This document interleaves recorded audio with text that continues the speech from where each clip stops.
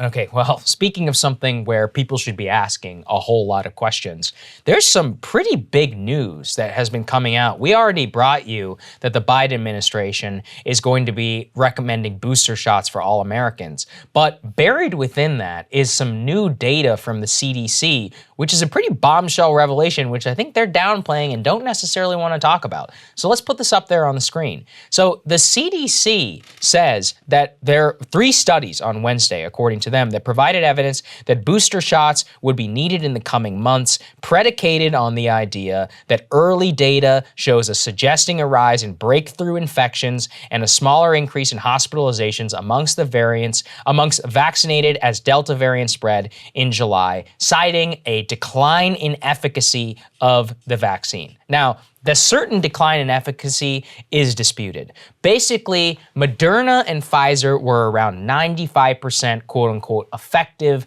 against hospitalization, death, and infection whenever it came to regular COVID, whatever was circulating several months ago. Now, it's somewhere in the 70-ish type percentile. Obviously, the Delta in between there, that's thousands, millions of people if they get infected, so it matters. But there's a lot of questions that surround this, Krystal, which is that they have said they have no guidance currently on booster shots for people who have Johnson & Johnson. But get this, Johnson & Johnson was already only 70-something% effective. So does that make it 50%?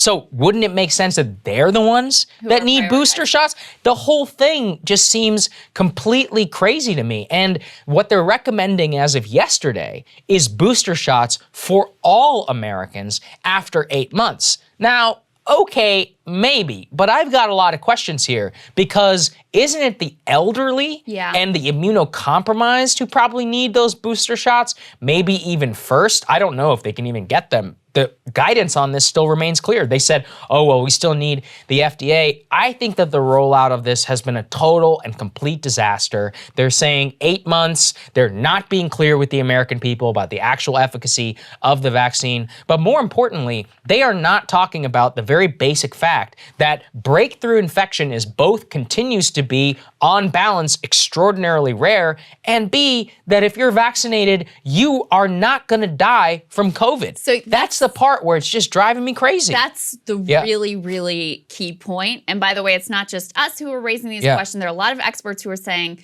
maybe booster shots for the elderly, maybe people in nursing homes, maybe people who are immunocompromised. The entire population, the data doesn't really support that this is necessary.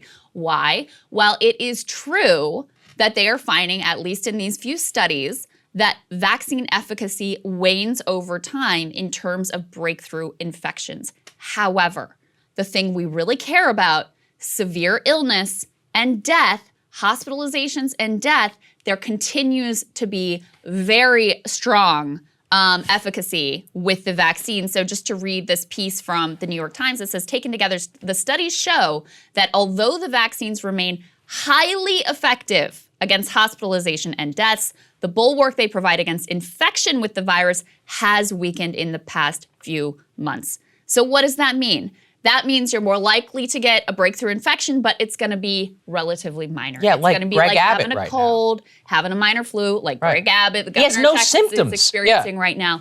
That is the data that we have right now. Now, look, if you go up the sort of risk spectrum, if you're an older person, if you have a lot of comorbidities, if you are immunocompromised, then it starts to make sense that you might be one of those rare people who gets the breakthrough infection and ends up in a really dire place because of it, just because you don't have that strong immune system to be able to fight back. Then it starts to make more sense. But just a blanket decision that everyone should get the booster shots writ large without really explaining effectively to the American people why. Again, I think it's a very sketchy decision, I'll say. And I also think it does fuel those people who have been saying, look, this is all just about the money to start with. Pfizer was reportedly really pushing for this, and it looks like the administration ultimately sided with Pfizer. Donald Trump actually said that yesterday. And did he? Yeah. And it undermines, like, these I just want you guys to know, these vaccines work really well. Yes, there are breakthrough infections in rare cases, And that is apparently increasing over time as the vaccine efficacy on that particular front wanes. But in terms of the critical pieces, the vaccines work really, really well. So that's like the key point that people need to keep in mind. Yeah, and that matters most for the elderly. Now look, data out of Israel is pretty good. If you're elderly and you watch the show, I recommend that you get a booster shot. 86% effective in preventing infection amongst the elderly, according to the new Israeli data. That looks pretty good to me, but I can't tell you, Krystal, about how many people who are vaccine hesitant have been joking and creating memes around booster shots for months, being like, oh, when does it end? And look, they're not wrong. I mean, when does it end? What does it mean? How long does the efficacy last? Why are we focused purely on efficacy of breakthrough infection? Why are we not focused on the efficacy of hospitalization and death, which right now are really good? The reason we have even slight higher hospitalization right now across the country is what reason? It's amongst people who aren't vaccinated, and they made their choice. That's on them. I don't think there's anything like, in terms of the public health discussion around all of this, really what I see is it's going to be the same thing like with masks.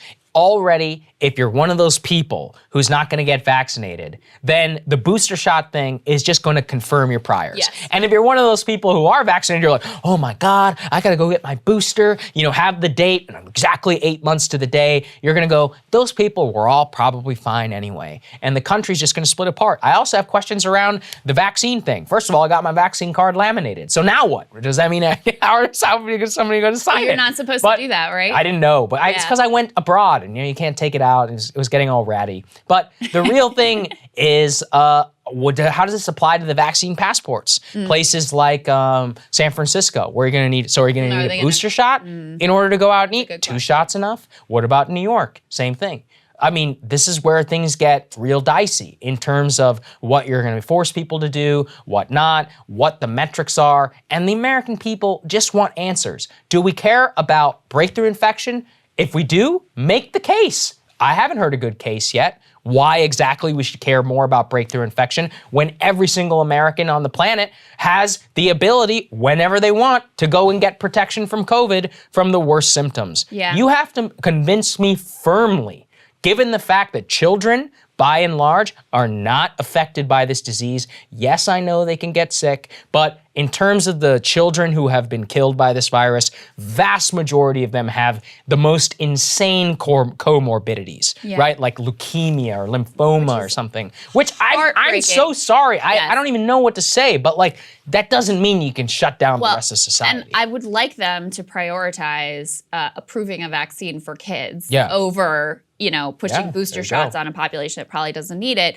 I just want to give you some numbers to underscore this again. This is from an epidemiologist, Ellie Murray at Boston University. Dr. Murray says, together the new studies indicate overall vaccines have an effectiveness of roughly 55% against all infections, 80% against symptomatic infection, so that you even know you have it is 80%, and 90% or higher against hospitalization.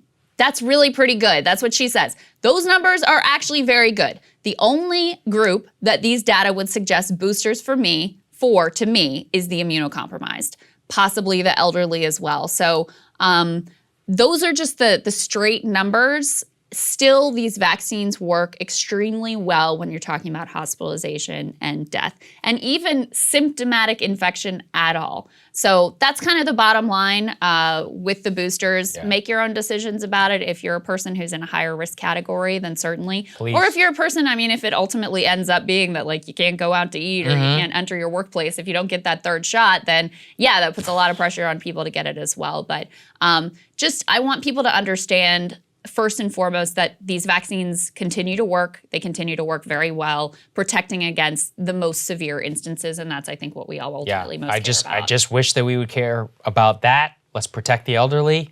Let's protect, the immunocompromised. For everybody else, let's just live our lives. It's been 18 months now of this stuff, so there we go.